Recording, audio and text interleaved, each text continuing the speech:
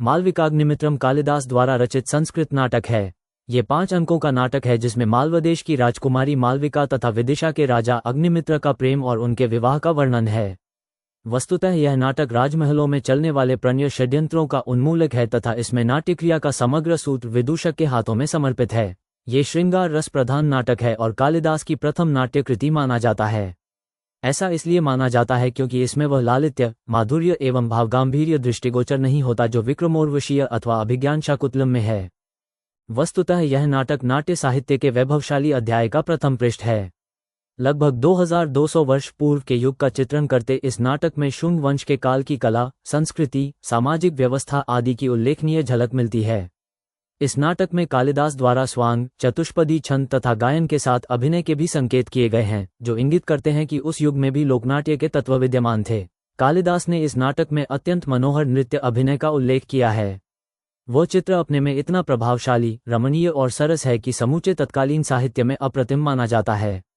नाटक में 2 नृत्याचार्यों में अपनी कला निपुणता के संबंध में झगड़ा होता है और यह निर्णय होता है कि दोनों अपनी अपनी शिष्याओं का नृत्य अभिनय दिखाएं।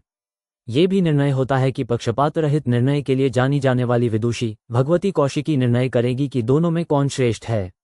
दोनों आचार्य तैयार होते हैं, मृदंग बज उठता है, प्रेक्षागृह में दर्शकगण यथास्थान बैठ जाते हैं और प्रतियोगिता प्रारंभ होती है। इस प्रकार के दृश्य का पूर्ववर्ती साहित्य में कहीं उल्लेख नहीं हुआ है, जबकि परवर्ती फिल्मों और धारावाहिकों में इससे प्रेरणा लेकर आज भी ये दृश्य प्रस्तुत किया जाता है। नाटक की कथावस्तु राजकुमारी मालविका और विदिशा नरेश अग्निमित्र के मध्य प्रेम पर केंद्रित है।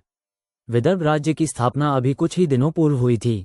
इसी कारण इस नाटक में विदर्भ राज्य को नवसरोपनिषत्तिलस्त्रु, जो सद्य स्थापित है, कहा गया है। यज्ञसेन इस समय विदर्भ का राजा है, जो पूर्व मौर्य सम्राट बृहद्रथ के मंत्री का संबंधी था। विदर्भराज ने अग्निमित्र की अधीनता को स्वीकार नहीं किया। दूसरी ओर कुमार माधवसेन यद्यपि यज्ञसेन का संबंधी चचेरा भाई था, परंतु अग्निमित्र ने उसे अपनी ओर मिला लिया।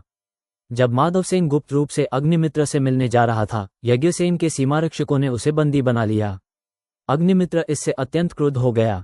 उसने यज्ञसेन के पास ये संदेश भेजा कि वह माधवसेन को मुक्त कर दे, किंतु यज्ञसेन ने माधवसेन को इस शर्त पर छोड़ने का आश्वासन दिया कि शुंगों के बंदीगृह के बंदी पूर्व मौर्य सचिव तथा उनके साले का मुक्त करते हैं तो ही कुमार माधवसेन को मुक्त किया जाएगा।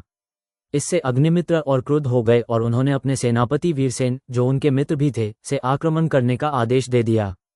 इस प्रकार विदर्भ पर शुंगों का आक्रमण हुआ। युद्ध में यज्ञसेन आत्मसमर्पण करने के लिए बाध्य हुआ।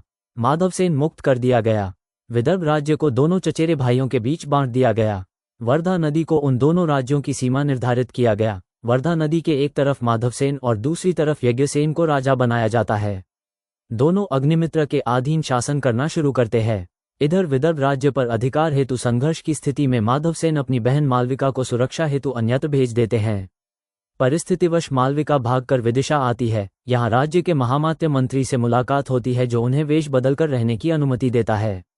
अग्निमित्र के राजमहल में ही अग्निमित्र की पहली पत्नी महारानी धारिणी मालविका को संगीत नृत्य सिखाने हेतु नाट्याचार्य गंधदास को नियुक्त करती हैं। विदर्भ विजय से अग्निमित्र शुंग की प्रतिष्ठा में अच्छी अभिवृद्धि हुई। एक दिन अग्निमित्र विदर्भ जाते हैं। वहां राजा माधवसेन के महल में किसी चित्रकार द्वारा बनाए राजा माधवसेन की बहन मालविका का चित्र देखते हैं और उससे उन्हें प्रेम हो जाता है। प्रथम अंक फर्स्ट संपादित करें। नाटक के प्रारंभ में रानी धारिणी मालविका को राजा की दृष्टि से छिपाए रखना चाहती हैं। रानी धारिणी की आज्ञा से मालविका के नृत्य और गायन की शिक्षा की प्रगति के संबंध में नाट्याचार्य गंधदास से जानकारी करने के लिए जा रही वकुलावलिका की भेंट कौमुदिनी से हो जाती है, जो रानी के लिए सांकेत अंगूठी लेकर स्वर्णकार के यहाँ से लौट रही थी। उन दोनों की वार्ता से ज्ञात होता है कि मालविका के सौंदर्य के कारण रानी धारिणी उसे राजा अग्निमित्र की दृष्टि से दूर रखना चाहती है। परंतु एक दिन चित्रशाला में चित्र देखती हुई महादेवी के निकट उपस्थित होकर राजा मालविका का चित्र देख लेता है और उसके बारे में पूछने पर वह सुलक्ष्मी बालभाव से कह देती हैं कि यह मालविका है। मालविका को देखकर राजा उसके सौंदर्य पर मोहित हो गया। कौमुदिनी धारिणी के पास चली जाती है और वकुलावलिका गंधदास के पास। गंधदास मालविका की निपुणता और गृहणशक्ति की प्रशंसा करता है। इसी को देवी अपने विश्वासपात्र नाट्याचार्य गंधदास के पास संगीत नृत्य की शिक्षा के लिए रख छोड़ती है और मालूम होता है कि वह बड़ी कुशलता से नृत्य की प्रायोगिक शिक्षा ग्रहण कर रही है। इस मिश्रविष्कंभक के बाद दूसरे दृश्य में राजा अग्निमित्र पत्र लेख लिए हुए मंत्री के साथ दिखाई पड़ता है। उनके संभाषणों से ज्ञात होता है कि पहले राजा ने विदर्भ शासक को पत्र दिया था, उसके प्रत्युत्तर में ही यह लेख आया है। अमात्य वाहतक बतलाता है कि वैदर्भ अपना विनाश चाहता है। पत्र से ज्ञात होता है कि अग्निमित्र से माधवसेन की मित्रता है तथा वह प्रतिश्रुत संबंधी है। माधवसेन अपनी कुमारी बहन को देने का वचन दे चुका है। इसी अपने पितृव्य पुत्र भाई माधवसेन को अग्निमित्र के पास विदिशा जाते हुए रास्ते में ही यज्ञसेन के अंतपाल ने बहन तथा स्त्री सहित पकड़ लिया। उसी की मुक्ति के लिए अग्निमित्र के विदर्भ शासक को संदेश देने पर वह प्रत्युत्तर में अभिसंधि के रूप में अपने साले मौर्य सचिव को छोड़ने को लिखता है। अग्निमित्र कार्य विनिमय की इस अभिसंधि से रुष्ट होकर विदर्भ के समूलोन्मूलन के लिए आज्ञा देता है। अमात्य भी राजा के वक्तव्य का शास्त्र द्वारा समर्थन करता है। फलतः उसने अपने साले धारिणी के भाई को विदर्भ देश पर आक्रमण करके शत्रु को पराजित करने के लिए भेज दिया। दूसरी ओर अमात्य के निष्क्रमण के पश्चात कार्यांतर नर्म सचिव विदूषक, जिसकी प्रतीक्षा राजा बड़ी उत्सुकता से कर रहा है, प्रवेश करता है। इसके बाद राजा विदूषक से मालविका विषयक अपनी काम पीड़ा को कहता है और कोई उपाय ढूंढने का उपाय करता है। उसके द्वारा ज्ञात होता है कि राजा से चित्र में देखी मालविका के प्रत्यक्ष दर्शन के उपाय को भेजा है और अब उसका उपाय भी कर दिया गया है। तभी गंदास तथा हरिदत्त दोनों तू मैं करते हुए प्रवेश करते हैं। यही विदूषक की कूटनीति प्रयोग विस्तार पाता है। दोनों नाट्याचार्य एक दूसरे को विद्या आदि में यह समझते हैं, परस्पर निंदा करते हैं और राजा से ही प्रायश्चित के रूप में इसका निर्णय चाहते हैं कि दोनों में शास्त्र तथा प्रयोग ज्ञान में श्रेष्ठ कौन है। राजा का मन बहुत अशांत था। उसने विदूषक से बहुत शीघ्र ऐसा कोई उपाय ढूंढने के लिए कहा जिससे उसका मालविका से मिलन हो सके। विदूषक ने बड़ी निपुणता के साथ बकुलावलिका को विश्वास में लेकर उससे मालविका के हृदय में राजा के प्रति प्रेम बीज बोने के लिए कहा। तृतीय अंक थर्ड संपादित करें। तृतीय अंक के आरंभ में प्रवेशक में मधुकरिका और समाहितिका ये संकेत देती है कि यद्यपि मालविका बहुत प्रशंसित हो चुकी है, तब भी आजकल परिम्लांसी दीख पड़ती है तथा स्वामी भी उसके प्रति साभिलाष है। केवल धारिणी ही उसकी रक्षा कर रही है। अंतःपुर के प्रमदवन में स्थित तपनीय अशोक के दोहद के लिए किसी तरुणी को पाद प्रहार करना था और यह कार्य महारानी धारिणी द्वारा ही संपन्न किया जाना था, किंतु आकस्मिक पैर की चोट के कारण धारिणी ने इस कार्य के लिए मालविका को नियुक्त कर दिया और उसे ही प्रमदवन में जाने की अनुमति प्रदान की और यह वचन भी दिया कि यदि 5 दिन में अशोक के पुष्प पुष्पित हो जाएंगे तो मालविका का मनोरथ पूर्ण कर देगी। राजा का मन बहुत अशांत था। उसने विदूषक से बहुत शीघ्र ऐसा कोई उपाय ढूंढने के लिए कहा जिससे उसका मालविका से मिलन हो सके। विदूषक ने बड़ी निपुणता के साथ बकुलावलिका को विश्वास में लेकर उससे मालविका के हृदय में राजा के प्रति प्रेम बीज बोने के लिए कहा। तृतीय अंक थर्ड संपादित करें। तृतीय अंक के आरंभ में प्रवेशक में मधुकरिका और समाहितिका ये संकेत देती है कि यद्यपि मालविका बहुत प्रशंसित हो चुकी है, तब भी आजकल परिम्लांसी दीख पड़ती है तथा स्वामी भी उसके प्रति साभिलाष है। केवल धारिणी ही उसकी रक्षा कर रही है। अंतःपुर के प्रमदवन में स्थित तपनीय अशोक के दोहद के लिए किसी तरुणी को पाद प्रहार करना था और यह कार्य महारानी धारिणी द्वारा ही संपन्न किया जाना था, किंतु आकस्मिक पैर की चोट के कारण धारिणी ने इस कार्य के लिए मालविका को नियुक्त कर दिया और उसे ही प्रमदवन में जाने की अनुमति प्रदान की और यह वचन भी दिया कि यदि 5 दिन में अशोक के पुष्प पुष्पित हो जाएंगे तो मालविका का मनोरथ पूर्ण कर देगी। और ऐसा विचार कर वह अपना ध्यान मालविका पर आसक्त करता है। उसके पश्चात सभी वहां से चले जाते हैं। उधर इरावती ईर्ष्या से जली हुई सीधे जाकर रानी धारिणी को मालविका और वकुलावलिका के विरुद्ध भड़का देती है। धारिणी ने दोनों को कारागृह में डाल दिया और विश्वस्त परिचारिका को कार्य पर लगा दी कि उसकी सर्प चिन्ह वाली अंगूठी देखे बिना उन दोनों को मुक्त न किया जाए। चतुर्थ अंक फूट संपादित करें। मालविका के प्रेम में आसक्त और उसी के विषय में चिंतातुर राजा अंततः अपने हृदय की मनोव्यथा विदूषक से कहते हैं और मालविका विषयक कारावास का समाचार सुनकर अत्यंत दुखी हो उठते हैं और मालविका को किसी भी प्रकार से मुक्त कराने के लिए विदूषक से प्रार्थना करते हैं। विदूषक ने एक उपाय सोचकर राजा के कान में बता दिया और कहा कि आज रानी धारिणी का समाचार जानने के लिए वहां जाइए, क्योंकि उनके पैर में चोट आ गई थी। राजा रानी धारिणी की चोट देखने के लिए उनके कमरे में जाते हैं और विदूषक स्वयं केतकी के कांटे से सर्पदंश का चिन्ह बनाकर वहां पहुंच गया, जहां पर राजा और रानी धारिणी बैठे थे, और वहां बताया कि वो महारानी के लिए पुष्प तोड़ने गया था कि तभी सर्प ने काट लिया। ऐसा सुन रानी ब्रह्महत्या के भय से अत्यंत चिंतित हुई। राजा ने चिकित्सा के लिए उसे राजवैद्य ध्रुवसिद्धि के पास भेज दिया। ध्रुवसिद्धि के नाम पर विदूषक के उपचार के बहाने रानी की सर्पमुद्रा को मंगवा लिया और उस सर्पमुद्रा को माधविका को दिखाकर मालविका और वकुलावलिका को मुक्त करा लिया। उधर राजा भी मंत्री से वाहतक से राजकार्य संबंधी परामर्श करने के बहाने से रानी के पास से उठ बाहर चले आते हैं।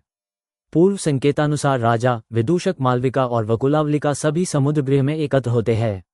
राजा और मालविका को एकांत में वार्तालाप के लिए छोड़कर वकुलावलिका वहीं छिप जाती है और विदूषक बाहर दरवाजे पर पहरा देने लगता है। पहरा देते देते वही निद्रालु हो जाता है और स्वप्न में मालविका को राजा के सानिध्य में पाता है। राजा मालविका को बिल्कुल अपने सानिध्य में लिए हुए है और विदूषक सपने में बड़बड़ाता है, मालविका राजप्रिया बनो, इरावती को राजप्रणयों में जीत लो। इतने में वहां इरावती और निपुणिका आ जाती हैं। स्वप्न में मालविका को इरावती से बढ़ने वाली बात को सुनकर कुपित होती है और विदूषक के ऊपर टेढ़े मेढ़े लकड़ी के डंडे से खंभे के द्वारा उसको डराती है, जिससे कि सांप सांप चिल्लाने लगता है। विदूषक का शोर सुनकर राजा उसकी सहायता के लिए बाहर आता है। मालविका रोकती है कि अचानक बाहर मत निकलिए, वहां सांप है।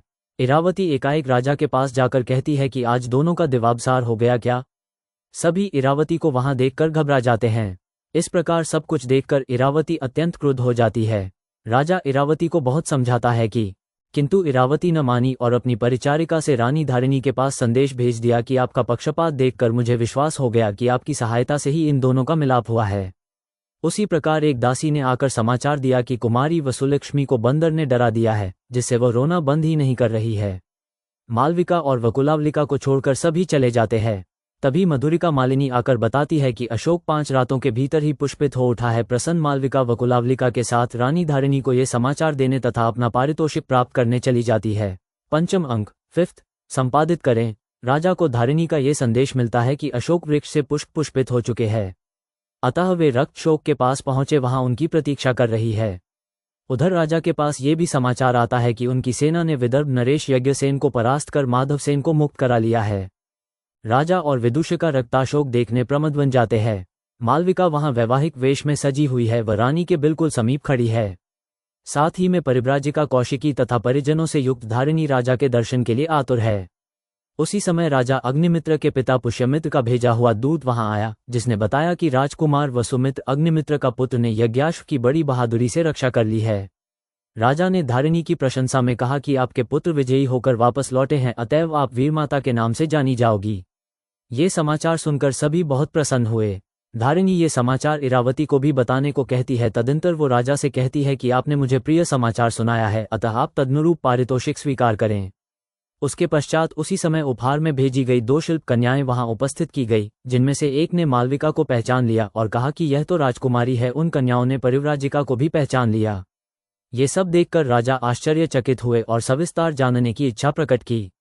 उन कन्याओं ने तथा परिव्राजिका ने पूरी घटना को विस्तार से राजा को बताया। मालविका और अपने अज्ञातवास के औचित्य को सिद्ध करती हुई परिव्राजिका ने बताया कि जिस समय मालविका के पिता जीवित थे, उसी समय एक सिद्ध पुरुष ने बताया था कि मालविका 1 वर्ष तक दासी का काम करने के बाद योग्य पति प्राप्त कर सकेगी। इसलिए मालविका को दासी के रूप में रहते देखकर वह चुप थी। वास्तविकता की जानकारी हो जाने पर उसे दासी कर्म कहीं और करना पड़ता, जो उचित नहीं था। इसके पश्चात रानी धारिणी, इरावती की तथा परिव्राजिका कौशिकी की अनुमति लेकर मालविका का विवाह राजा से करा देती हैं।